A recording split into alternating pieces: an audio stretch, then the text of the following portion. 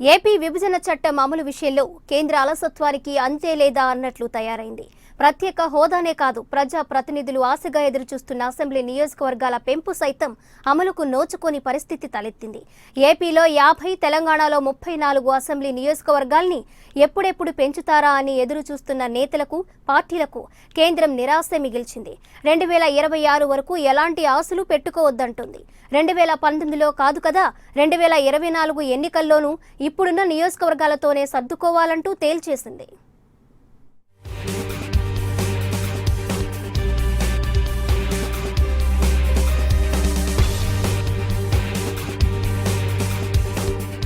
మరో 8 ఏళ్లు ఎదురుచూపులే. తెలుగు నేతల ఆశలపై నీళ్లు చల్లేసిన కేంద్రం.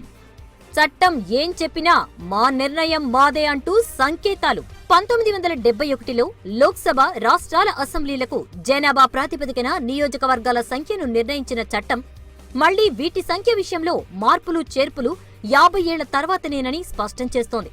2021లో తీసుకునే జనాభా లెక్కల ఆధారంగానే దేశంలో లోక్సభ, రాష్ట్రాల అసెంబ్లీల సీట్లను నిర్ణయించాలంటూ కండిషన్ పెట్టింది. అప్పటి వరకు నియోజకవర్గాల పేర్లు మార్చుకోవడం తప్ప సంఖ్యను పెంచుకునే అధికారం లేకుండా చేసింది.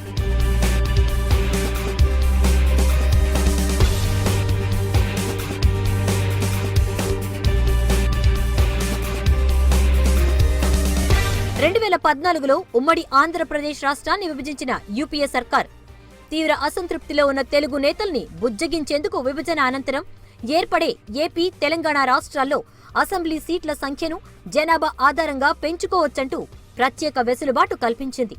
విభజన చట్టంలోని సెక్షన్ 26 సబ్సెక్షన్ 1 ఇదే విషయాన్ని స్పష్టం చేస్తోంది. ఆ ప్రకారం ఏపీలో ప్రస్తుతం ఉన్న 175 అసెంబ్లీ సీట్లను 225కి, తెలంగాణ రాష్ట్రంలో ప్రస్తుతం ఉన్న 119 అసెంబ్లీ సీట్లను 153 వరకు పెంచుకునే ఛాన్స్ ఇచ్చారు. ఇందుకు అవసరమైన కసరత్తును కేంద్ర హోంశాఖ పూర్తి చేసి 2019 నాటికి అందుబాటులోకి తెస్తుందని అంతా ఆశించారు.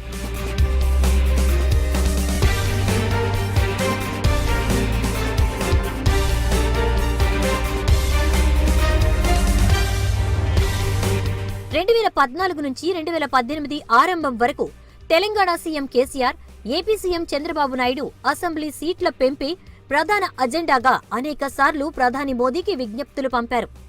తమ ఢిల్లీ టూర్లో అసెంబ్లీ సీట్ల పెంపు అనే అంశాన్ని ప్రతిసారి లేవనెత్తారు. కాంగ్రెస్, టీడీపీల నుంచి పెద్ద సంఖ్యలో ఎమ్మెల్యేల్ని చేర్చుకున్న టీఆర్ఎస్, వైఎస్ఆర్ సీపీ నుంచి ఎమ్మెల్యేల్ని కలుపుకున్న టీడీపీలకు అసెంబ్లీ సీట్ల పెంపు అనేది అతి కీలకంగా తయారైంది.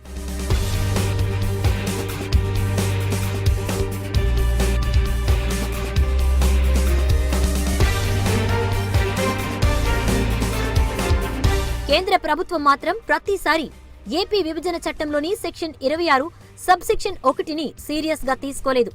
తాజాగా రాజ్యాంగంలోని సెక్షన్ 170 సబ్సెక్షన్ 3 ప్రకారం 2021 జనాభా లెక్కలు తేలిన తర్వాత మాత్రమే ఇరు తెలుగు రాష్ట్రాల్లో అసెంబ్లీ నియోజకవర్గాల పెంపు ఉంటుందని తేల్చేసింది.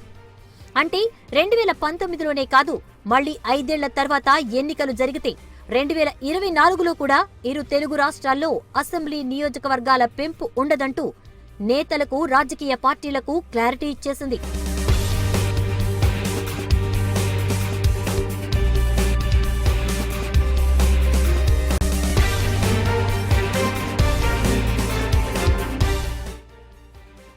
కేంద్ర నిర్ణయంతో నేతల పరిస్థితి తలక్రిందులైంది. అసలు రాజ్యాంగం ప్రకారమే నడుచుకోవాలని తెలిసి 2014లో కాంగ్రెస్ నేతృత్వంలోని యూపీఏ సర్కార్ సెక్షన్ 26 సబ్సెక్షన్ 1 నిబంధనను విభజన బిల్లులో ఎందుకు పెట్టింది? ఆ బిల్లులో అనేక రాజ్యాంగ ఉల్లంఘనలు ఉన్నాయని గమనించి కూడా బీజేపీ ఎందుకు మద్దతిచ్చింది అన్న ధర్మ సందేహం తెరపైకి వస్తోంది.